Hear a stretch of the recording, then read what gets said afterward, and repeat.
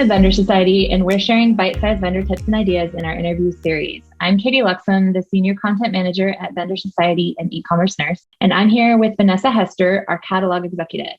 On today's episode, we're talking about how to add and edit items in Vendor Central. While this may seem basic, we often run into vendor accounts, both large and small, that encounter common and frustrating issues. So let's jump in with some questions for Vanessa, who deals with catalog and vendor support issues on Amazon every single day. Welcome and thanks for joining us, Vanessa. Hi, Katy. Thanks for having me. So let's start with the first question. Adding a product in Vendor Central may seem simple, but take us through the basic steps a vendor should follow when adding or editing products. The most important thing you want to do is download the right template, either by entering the product type and getting a blank template, or entering the product numbers into your catalog and downloading the template specifically for that item if it's already being sold on Amazon. But you do have to watch out for mistakes that have been input by other sellers as well. Fill in the NIS sheet with as much information as desired or necessary, and then upload the template back into Vendor Central. When downloading a template, you do have to pay attention to the breadcrumb of where it's going to sit on the website. So make sure that part is correct before you download the template. Right, that's a great tip. Second question, what is the most common issue you see with adding products, and is there any way it can be fixed? Do you have any tips for that?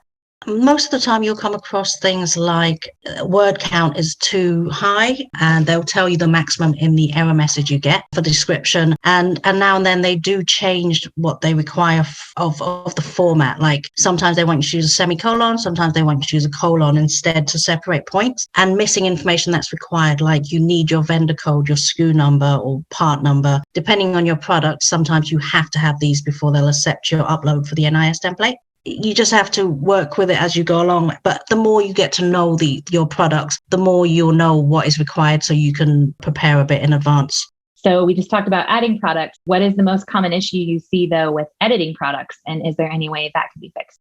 With editing products, again, that is a lot simpler, actually. The most common problem I've seen is when you have the same item in the catalog multiple times, or you might have your item in both vendor and seller. So then Amazon gets confused as to what content they want displayed on the live site, because you've all got them conflicting each other. So before editing a product, do try and do some research on your product and see where else it appears, who your competitors are, and whether you have brand registry. Yes, brand registry, very important for that hierarchy. If you don't have brand registry, you might have to accept that your content doesn't take priority. But if you do have brand registry, make sure you notify Amazon of that so they can put your content first. Can you share one thing vendors can do to keep organized and ensure that they aren't missing steps with new item setup sheets?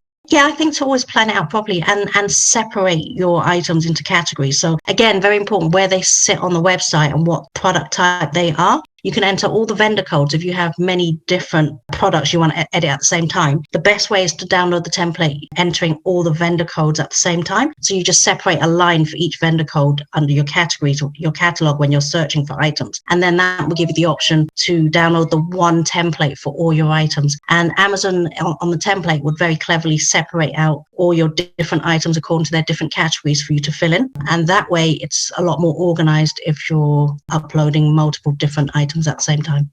Right. Sounds good. So last question, at eCommerce Nurse and Vendor Society, we offer support for day-to-day business needs for vendors in Vendor Central. Can you tell our listeners a little more about how we can provide support for their catalog and any issues they might encounter? We've worked with many different items and brands. We can straight away tell you what to do and what not to do and how it's done, especially avoiding buzzwords or writing something or editing something that will get your product blocked by Amazon or take off the website. And that will save you lots of time and headache and obviously time selling the item on the website. We know all the solutions to any potential problems because we've worked with Amazon for so long. It'll be completely painless for you when you come across problems because we know how to contact seller support and vendor support, and we know exactly how to word the problem or even what the problem is to offer the solutions before the problem happens. That sounds great. Well, thank you for providing your tips and your expertise. And as always, contact us with any questions, concerns, or ways that we might support your business in that day-to-day need. Thank you, Vanessa. Thank you for listening to the Vendor Society interview series by eCommerce Nurse. We are an e-commerce agency specialising in account management, marketing and consulting for vendors and sellers on Amazon and beyond. For more interviews, roundtables, blogs and information about all of our services, visit vendorsociety.com and ecommercenurse.com.